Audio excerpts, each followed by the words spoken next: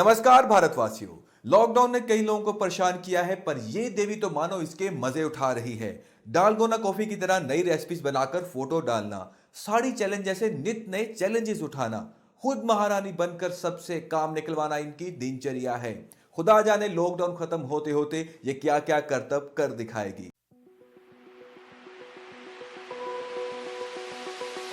Open eye, feel the waves cut through me, hypnotized by the sounds I'm breathing in. Hold tight, chemicals collide. Hold tight, hold tight. तो आज मुनमुन का थोड़ा mood उदास उदास सा है, लेकिन फिर भी हम इसको इधर घसीट के लाएंगे। चलो थोड़ी बात करो तो अच्छा लगेगा, है ना? क्या हुआ है? आज सो के उठी। एक्चुअली में आजकल इनका फंडा क्या है, आजकल नहीं, जब से लॉकडाउन हुआ है तब से सोते जाओ सोते जाओ सोते जाओ सोते जाओ। तो जब उठती है तो दिमाग की बत्ती गुल रहती है। तो इनके नाना इनको क्या कह के उठाते हैं? उठो मेरी डल भगोना। वैसे तो आप लोग dalgona coffee, dalgona cake, dalgona ice cream, न जाने क्या क्या डलगोना का सब देख ही चुके हैं, हम भी शेयर किए। लेकिन डल भगोना आपको पता है क्या होता है? मुनमुन को एक इस अवार्ड से सम्मानित किया गया है, डल भगोना। और वो अवार्ड क्या है वो हम लाके दिखाते हैं। डल भगोना,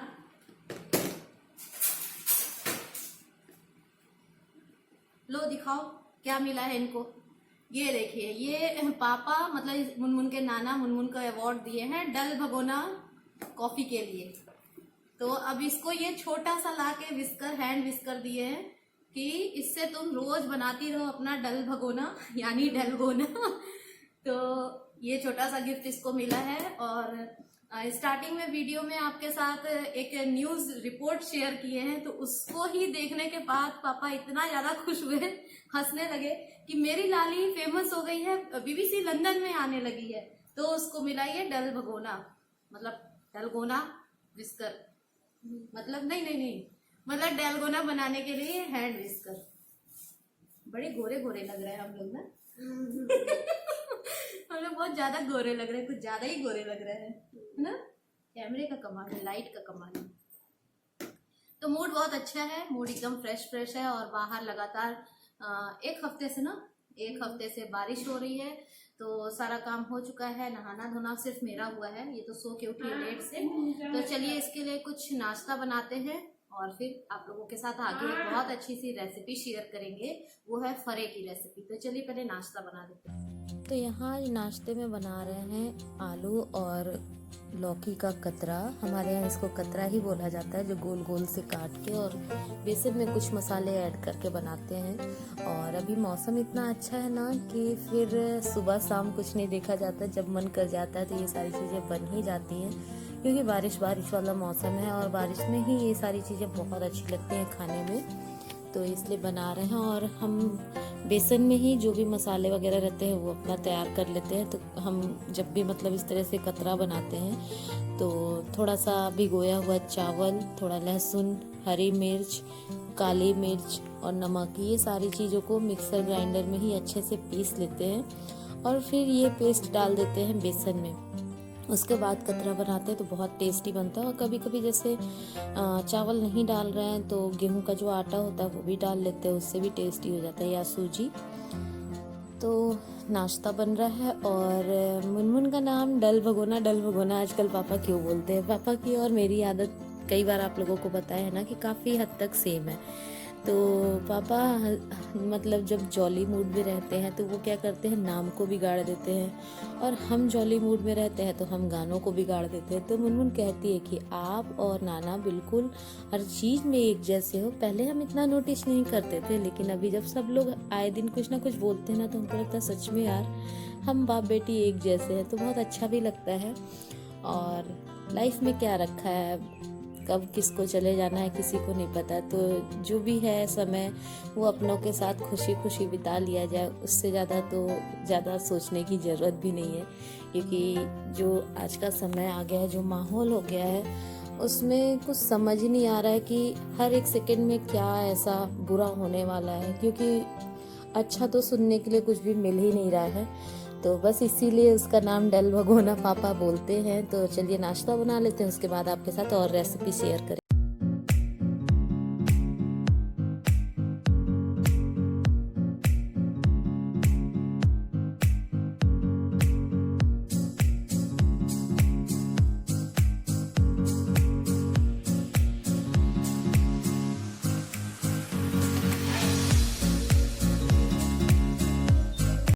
तो यहाँ फरा बनाने के लिए चने की दाल और उड़द की दाल बिना छिलके वाली इक्वल क्वांटिटी में भिगो के रख दिए थे रात में ही।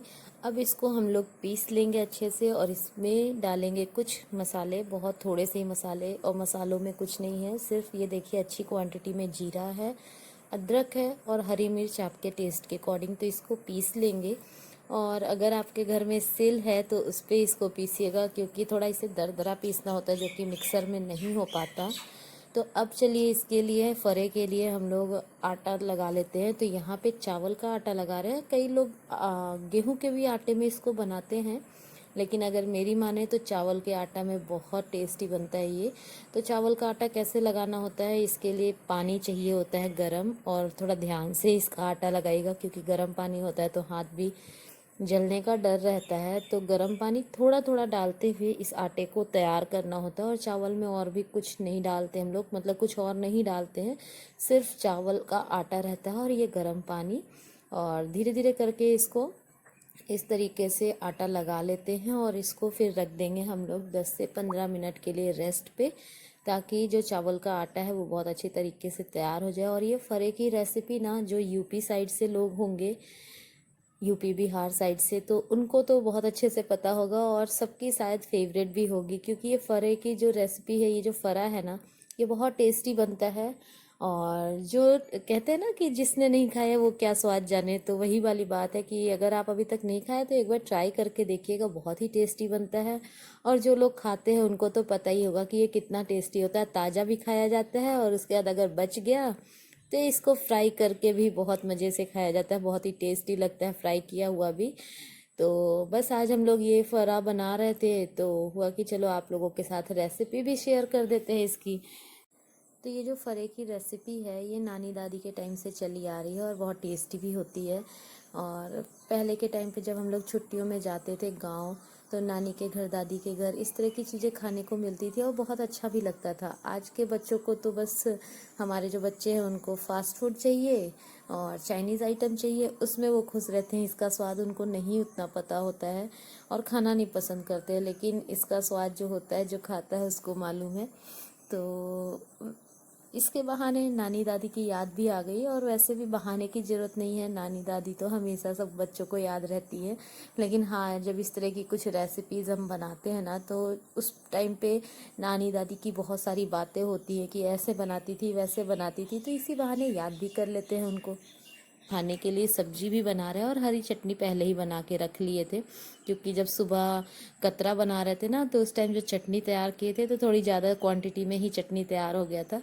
तो बारिश का टाइम था और कोई सब्जी समझ नहीं आ रही थी, तो लगा कि चलो बहुत टाइम हो गया है, आलू टमाटर की सब्जी बनाए तो वही बनाते हैं।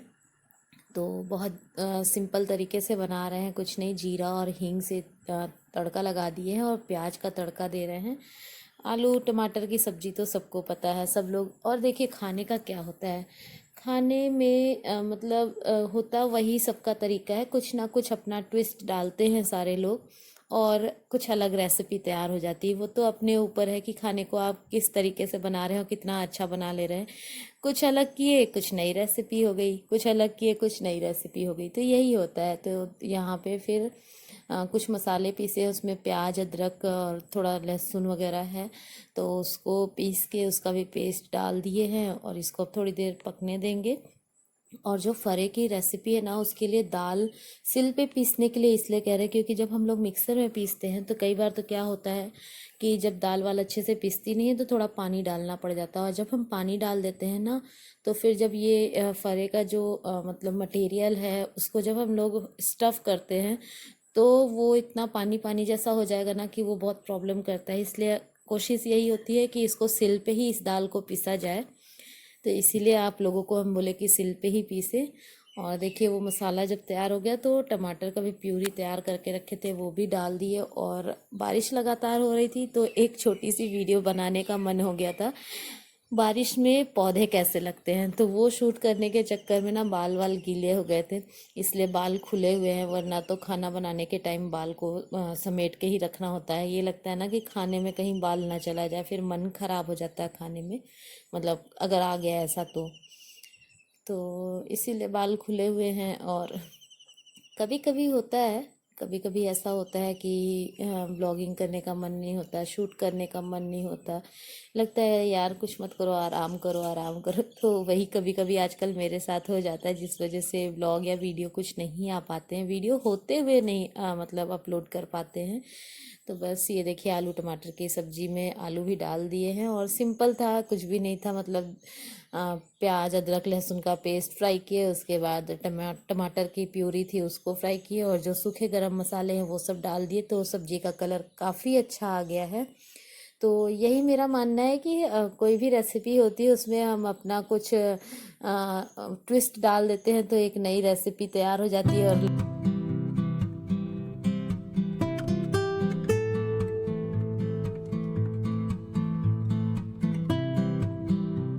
तो यहाँ पे देखिए दाल को मिक्स कर लिए हैं, चने की दाल और उड़द की दाल को मिक्स कर लिए, इसमें डाल दिए हींग और जो मसाला तैयार करके रखे थे जीरा मिर्च और अदरक का वो थोड़ा सा डाल देंगे इसमें और इसे अच्छे से मिक्स करेंगे।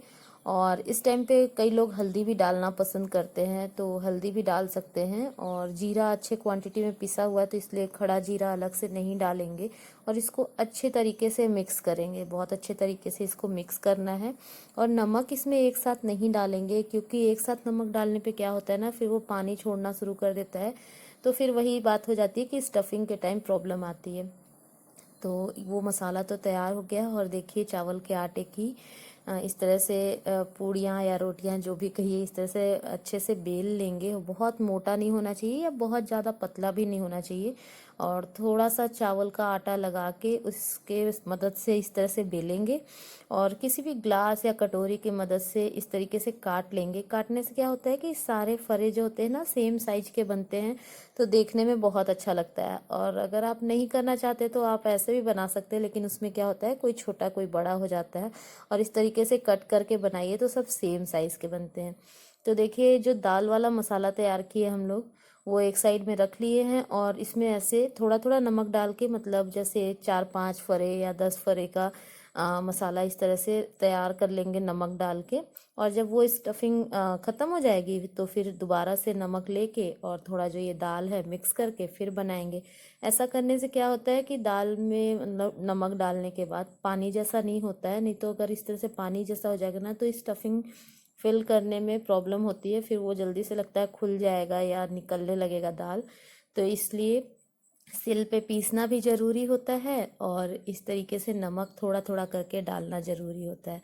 और देखिए कितना अच्छे तरीके से इसमें 1 चम्मच के करीब दाल भर के और उसके बाद दोनों साइड से जैसे गुजिया होती है इस तरीके से दबा देना है। और पूरी तरह से इसको सील नहीं करते हैं क्योंकि ये स्टीम में तैयार होना है, तो पूरी तरह से सील करने की ज़रूरत नहीं है। अगर आप चाहें तो सील भी कर सकते हैं, लेकिन ये चावल का आटा है ना तो इसको थोड़ा संभाल के करना होता है, तो इसलिए इस तरीके से देखिए इसको दबा देंगे और ये आराम से इसी तरीके से रहेगा, ये खुलता वुलता नहीं है। तो इस तरीके से सारे फरे तैयार कर लेंगे और उसके बाद इसको हम लोग स्टीम करेंगे। तो मम्मी बेलते जा रही थी और हम स्टफिंग इसमें फिल करके उसके बाद इकट्ठा करते जा रहे थे ताकि कुछ इकट्ठा हो जाए उसके बाद स्टीम करें। तो देखिए बहुत आसान सा तरीका है, थोड़ा सा दाल इसमें डालना और इस तरह से दोनों हाथों से हल्का सा दबा देना है तो ये चिपक जाएगा और उसके बाद स्टीम करेंगे तो ये तैयार हो जाएगा, ये खुलता भी नहीं है। तो यही वजह है जिसके लिए हम बोल रहे हैं कि कोशिश करिए कि ये दाल सिल पे पिसा जाए। नहीं तो क्या होता है कि जब मिक्सर में पीसते हैं तो सबको पता है कि अगर वो नहीं अच्छे से पीस पाता तो पानी डालना पड़ता है और फिर उससे थोड़ा सा दाल गीला गीला सा हो जाता है, यही कारण है। तो टाइम लगता है इन सारी चीज़ों में करने में, लेकिन टेस्ट भी बहुत अच्छा आता है। और बस मम्मी मेरे साथ लगी हुई हैं और मम्मी ऐसे ही है मेरी, कुछ भी करो तो साथ में वो लगी रहती, बस उनकी तबीयत ठीक होनी चाहिए तो वो अपना साथ में लगी रहती हैं हमेशा। तो हम दोनों माँ बेटी मिलके ये फरे को तैयार कर रहे हैं और साथ में इधर गैस पे रख दिए थे, देखिए पानी गर्म होने के लिए। और देखिए कितने सुंदर लग रहे हैं फरे अभी से ही। तो यहाँ इस तरह से किसी भी बर्तन में आप पानी को रख दीजिए स्टीम गर्म होने के लिए, और फिर ये जालीदार ऐसा कुछ रख लीजिए और थोड़ा सा इस पे ऑयल हम लगा दे रहे हैं। वैसे ऑयल की ज़रूरत नहीं है क्योंकि स्टीम से तैयार होना है तो चिपकता नहीं, लेकिन फिर भी मम्मी बोली कि थोड़ा लगा दो। और इसके बाद इसके ऊपर ये सब कुछ मतलब फरे जो हैं एक एक करके रख देंगे और ऊपर से फिर ढक देंगे। और ऐसा ही बर्तन रखना है जिसके मतलब जो जिस पे अभी हम लोग ये फरा रख रहे हैं तो वो पूरा अच्छे से नीचे वाले बर्तन पे आ जाना चाहिए। और उसके बाद ऊपर से इसे फिर से ढक देंगे। तो ये स्टीम से मतलब 10 से 12 मिनट में ये बहुत अच्छे से तैयार हो जाता है। देखिए कुछ इस तरीके से हम इसको रखे हैं। और इडली मेकर में भी आप रख सकते हैं, मतलब जो इडली वाला साँचा होता है ना उस पे एक एक फरा रख दीजिए और नीचे पानी रख के उस पे भी बना सकते हैं। तो इस तरीके से फरा तैयार हो जाता है। और देखिए फरे बहुत अच्छे से तैयार हो गए, बिल्कुल कुछ भी खुला नहीं है। और इसको थोड़ा ठंडा करके खाया जाता है। तो इसी तरीके से आप लोग भी फरा बना के देखिए अगर अभी तक नहीं बनाए हैं तो। और कई लोग गेहूं के आटे का भी बनाते हैं, लेकिन जितना टेस्ट चावल के आटे में आता है ना, गेहूं का आटे का जो बनता है वो उतना टेस्टी मतलब चावल के आटे के आगे थोड़ा कम टेस्टी होता है। तो बस इस तरीके से फरा तैयार हो जाता है। और जब ये खाते हैं और खाने के बाद बच जाते हैं तो दोबारा इसको फिर क्या करते हैं छोटे छोटे पीसेस में कट करके इनको फ्राई करके खाया जाता है, वो भी बहुत टेस्टी लगता है।